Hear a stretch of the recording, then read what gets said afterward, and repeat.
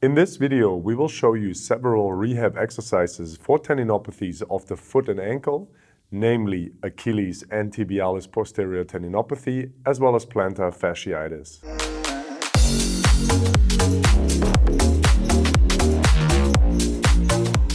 Enroll in our online course now. Link is in the video description.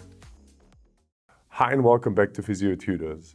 In earlier videos, we have talked about diagnosing Achilles tendinopathy, special testing, and risk factors.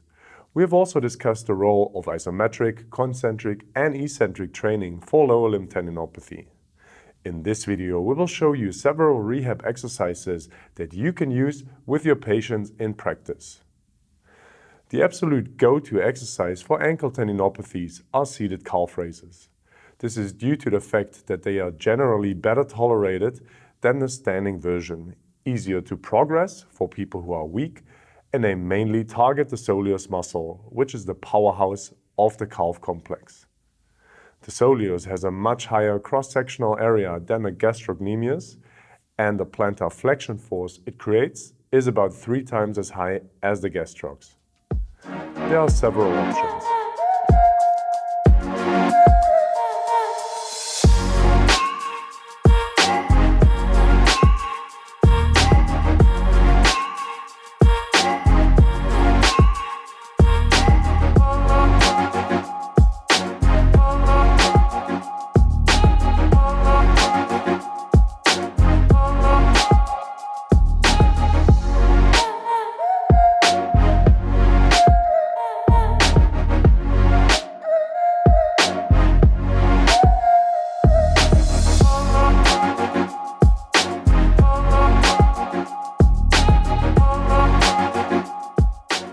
If you don't have access to a gym, there are 2 options.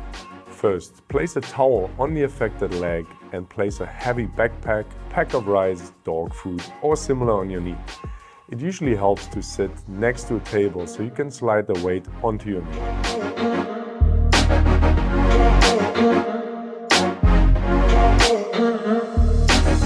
Second, soleus wall sits. Make sure to have the knee bent to about 45 degrees in order to avoid too much quad activation. You can progress these with a heavy backpack. The goal for the seated calf raises is to work up to 1 to 1.5 times body weight for a 6 repetition maximum when the load is directly on your knee, like in the Smith machine version. In my case, this would be 100 to 150 kilograms. For the calf raise machine, we have to take the long movement arm into account, so approximately 35 to 50 kilograms equals the 1 to 1.5 times body weight. As soon as patients can tolerate these exercises, add standing single leg calf raises into the program. In patients with insertional Achilles tendinopathy, too much dorsiflexion should be avoided in the early stage. First, standing calf raises. Make sure to avoid knee flexion, forward swinging, excessive inversion, or pulling yourself up. The goal is to be able to do 6 single leg calf raises with an extra 50% of body weight added. This can be done with a backpack or again using a Smith machine. An issue we commonly see is that patients are not able to reach full plantar flexion. This can be due to a limited MTP1 joint, but is more often a lack of strength. In these cases, there are 2 exercise variations that can strengthen the calves in the top range position.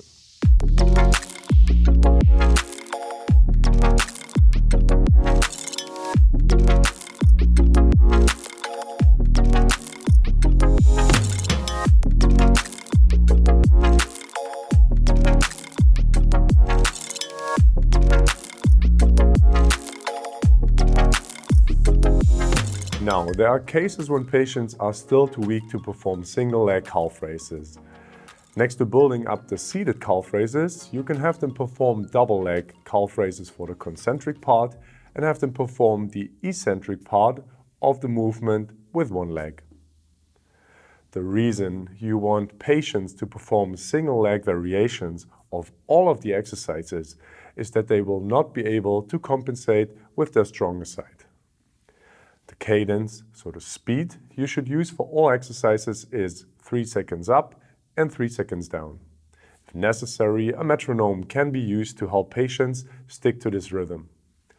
All exercises are performed every other day for 3 sets of 6 to 8 repetitions if your goals are strengthening, and up to 20 repetitions if your goal is muscle endurance. Make sure to keep the breaks between sets at 2 minutes, and pain during the exercises is allowed as long as it's acceptable for the patient and settles post-exercise within 24 hours. Now, while these exercises work really well for Tibialis Posterior Tendinopathy and Plantar Fasciitis as well, we can add a little more bias for those two tendons.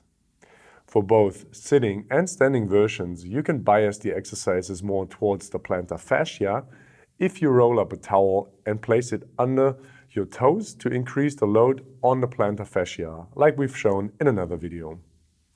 Be aware that this can be too provocative for some. An alternative is to use the plantar fasciitis fighter from our social media colleague, Hamish the Physio. For the tibialis posterior tendon, we can add an additional exercise. One option is the exercise we've shown on our channel earlier that you can watch by clicking in the top right corner. The other option is to perform isometric holds against a heavy resistance band for 3 sets of 30 to 45 seconds with 1 to 2 minutes rest in between sets. Make sure that the ankle remains in maximum plantar flexion during the movement into adduction. Remember that slow and heavy training is easy for tendons. It's important to also start performing stretch and shorten or energy storage and release exercises. Make sure to click on the video right next to me to learn how to start those in foot and ankle tendinopathy. Alright, I very much hope you enjoyed this rehab video. If you did, please help us out by giving it a like and subscribing to our channel, and drop us a comment if you still have any questions.